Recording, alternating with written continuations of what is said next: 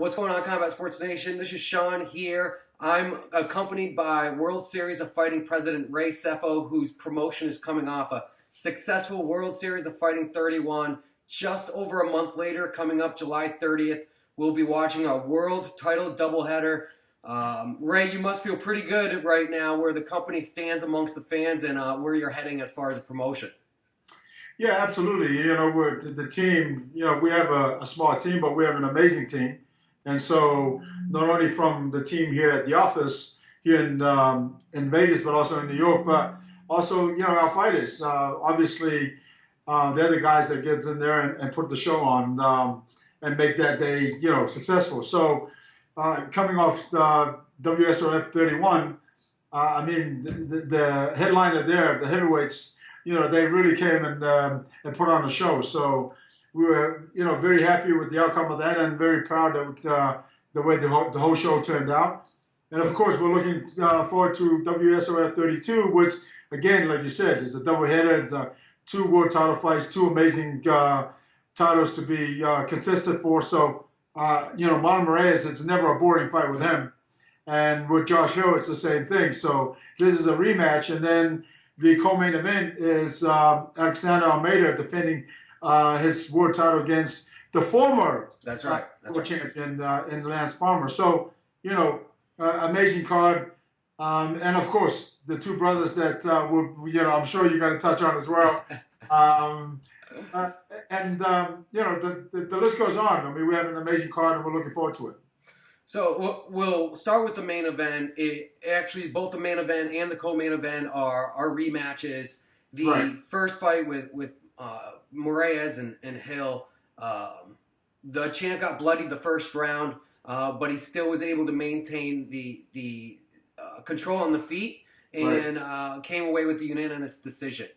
Do you think it's going to be a striking battle like it once was, or are they gonna try to save their bodies a little bit, and are we going to see an evolution of possibly some groundwork? Well, I think it's I think where the fights might change a little is if Josh Hill mixed his stand up to his wrestling.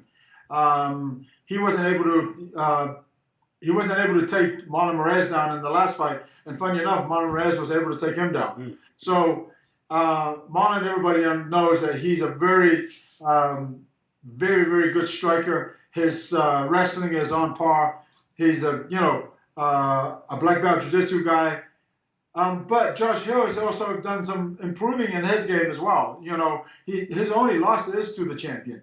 And so we've seen him in the last 3-4 fights where he's racked up some wins and some good ones. And I think for him is that he's got to be able to mix his game to come away as a winner. In saying that, the champion is the champion for a reason. Marlon Moraes has a complete MMA game, and so he's a very strong, big, fast, complete MMA fighter. So, and hence the reason why he's the champion. Again, Josh Hill's got some work cut out for him, but he is capable of doing that if he works. Yeah, we're excited to see. It was slightly over a year ago, their first bout. So, and they, like you said, they both had both have had success since then. So it's going to be interesting to see how they've evolved. Now, you've mentioned wrestling, and that's sort of a segue to the co-main event. It really boiled down in their first match of control and how the judges perceived that control. I know you were in disagreement from the call. What do you think Lance is going to have to do to be sure that it doesn't have to go to the judges in such a indecisive fashion? And what do you think Almeida needs to do to make sure that people look at him as the clear winner? Well, I think the game plan for Lance Palmer, it's a very similar game plan to Josh Hill. Correct. He's going to have to, again, Lance Palmer is a very strong, very fast, great wrestler, but he's going to have to put his striking together to be able to get that takedown and to be able to secure precision and also be very active on his feet. I think where the judges scored for Alexander Almeida was he controlled the center and he threw some, good strikes and everything. But I didn't feel when you're fighting for the title, you got to take that away from the champion. I didn't feel he took it away from the champion. I thought he was there, and it was a pretty even match.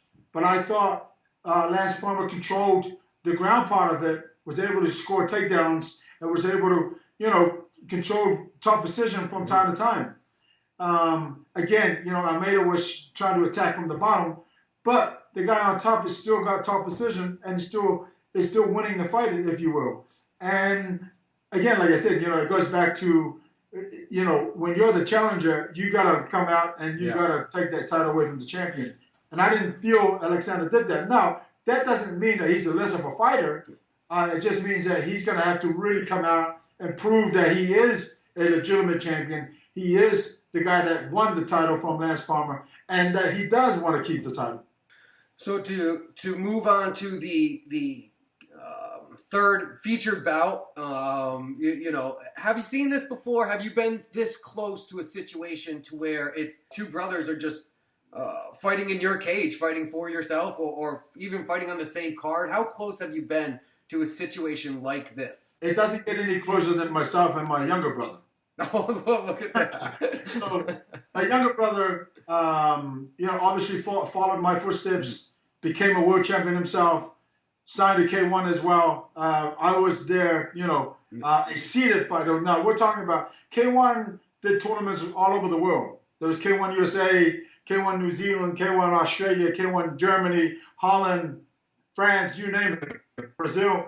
So my younger brother won K1 New Zealand, and then he was seeded in the top 16, from around the world. Myself, Peter Ertz, Ernesto Hoosh, Andy Hoog, Mike Bernardo, Francisco Filo, Sam Greco, we were already seeded fighters in that tournament. So there was a possibility that if we had both made the top 8 for the Grand Prix, there's a possibility that we could have faced each other in the semi or the final. But so it doesn't get any closer than that. Did that create some animosity, or was there a little bit of tension?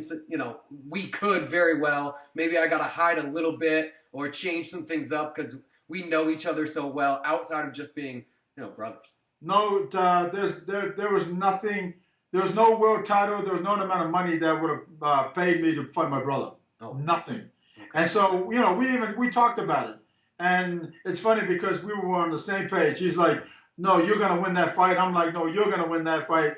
And it got to the point where, if I had won or if he had won, one of us was going to pull out because in the tournament, if the winner couldn't continue, the loser then gets the opportunity. Yep. And again, obviously it's too close to home, but there was nothing, and unfortunately with the situation, my brother was a world champion, I'm a world champion, and we were contracted to the same company. So, and because this wasn't like a picked fight, this was the tournament. And so you get in that in those 8 slots, and then you pick who your quarterfinal fight is. Yeah. You can't pick who your quarterfinal, or your semifinal, or your final fight is. You know what I mean? So, thank God it didn't happen. But it doesn't get any closer than that. And so, coming back to the brothers, I still sit here and I question, why. And obviously, they both have their views on why they want this to happen.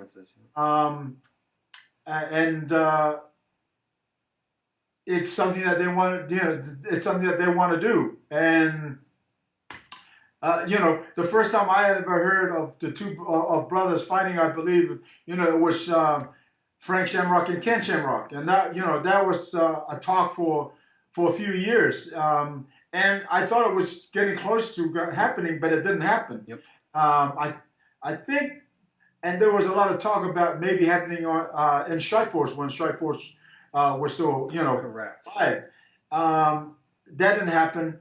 And not long ago, a few months ago, I saw the Lozon brothers, Dan and Joe, having a match out in front of Oh yes. the yard, Yeah. with their family and neighbors watching. Yeah. So, it's sure. You know what? The people, like for example, here in the office, versus the fighting, there are people who say, "Well, brothers fight all the time," and then there are people like myself and a few others that they're brothers. Can't they solve this in a different manner, if you will? You've mainly put fights together that make sense for that fighter, for that division. Right. And that can't be the same said for the same for other promotions. How important is that to where you have 3 guys in a division, 2 guys should really fight because they're closer to what matters, Right. as opposed to what is attractive? What's your mission for the fans and the promotion, I guess? Well, see, this fight in particular, which is exciting. I will tell you that. Right. This is very exciting. This is not a fight that I brought to them. It was a fight they brought to me. You know what I mean? Yeah. And it's a fight that I would never ever put on, and just we decided to put it on. They both called me and they said, "Ray, we want to fight each other." This is, obviously it wasn't together. They both called at different times, and but it's also something that's it's been in my ear from them for the last year or so, and so when WSOF 32 was dated and scheduled for Seattle, I got that phone call from both of them. "Well, since you're going to be in our backyard, we want to fight each other." And I'm like, "What? Is this for real?" And and I even gave them, I think it was a week or two to kind of really have a good think about things, whether this is something they really wanted to do. And I knew, again, if there was a little, it's been a little while since I've known that there's some sort of animosity between them, and there was obviously that they wanted to compete, to fight each other. But I never in my wildest dreams thought it was gonna ever happen. Just like every other, brother fight that we've talked about or that we have heard, being kind of somewhat put together verbally. But these 2 guys want to make it happen, and obviously I know that they dislike each other, but I don't. Only them will understand or know the depth of what that is that's caused them to really say, "You know what, we're gonna do this on national television." And so then my next thing is that I hope and I pray to God that when that fight is said and done, that they would kiss and hug and say, "You know what, let bygones be bygones, and let's be brothers from here on in." You know what I mean? Yeah. Phil Haas making a very, very quick turnaround. Right. Impressive performance. Right. What does that say to you about a fight? Recently signed. What does that say about a fighter who has that ambition? What does that say to Ray Sefo? Well, it tells me that this kid really wants to be champion. It tells me that this kid has the tools to be a contender. It tells me that when his managers and his team calls me and say, "Ray, we want this fight," he's there. He's ready. He finished his fight, so fast in the first round. We want this next fight. And so, it tells me a lot about his character. It tells me a lot about, obviously, I've seen him fight his first fight for us. It tells me that he really wants to be a contender, that he really wants to be a world champion. And of course, I can only speak on my own experiences. And so when I relate that to myself and my coming up, I wanted to fight everybody and anybody because I wanted to be world champion. That was the goal. And so that's what tells me about Phil Haas. And prior to us signing him, the media were raving about how this kid is so talented that he, held his own against John Jones. Yep. So and that he was a protege of John Jones. So a protege, so it's one of these things where when a fighter comes to me and he says, I want to fight as many times as possible, and I want to fight anybody. And he goes in there and he puts on an amazing fight and an exciting fight and a fight that everybody and the fans want to watch. You can't say no to a guy like that. So to look at what you have going on and with your champions, you're with your champions and their activity. Obviously, you're heavyweight champion. Recently just fought. You're a bantamweight and featherweight champion. Is fighting July 30th. Let's see here. The middleweight champion and the light heavyweight champion. David Branch has defended his title, middleweight title, in April. It hasn't been until since September 2015 he defended the light heavyweight title. Ray, tell us a little bit of what's in store down the line for that title, for that belt. So that David is going to be defending his light heavyweight title against Vinny Magalhaes, and I believe that is scheduled for October 7th. John Fitch just won. Your welterweight champion just won again in April. Right. Justin, I thought, does he have an opponent lined up? Does he not? Because March was World Series of 29, his first round KO of Brian Foster. What is in the works for the lightweight king? Yeah, the lightweight king indeed.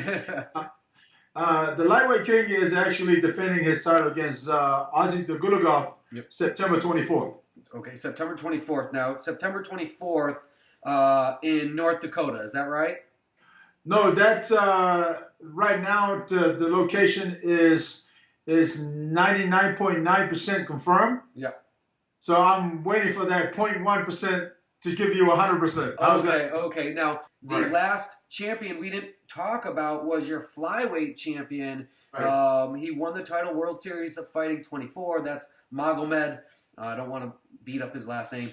He hasn't fought for you since October 5th, 2015, but he has fought twice, and I know sometimes that's an agreement that you guys have with some of your fighters. What's in store for your flyweight title? Well, he's still the flyweight champion, and he had a contract in Russia, was only for this show in Russia. I think it was Chechnya, and don't quote me on this, but I believe that that event itself is somewhat connected to the president there, and so he had, he was already scheduled to fight in that event. So we gave him the pass to fight that fight, and then matter of fact, he was supposed to be the co-main event for September for 33. Unfortunately, and prayers goes out to his family, but there was a family issue, so we've decided to let him deal with that first, and we'll talk about him defending his title somewhere later on in the year. But yeah, no, he's definitely in the mix, and he's such an exciting champion to watch as well.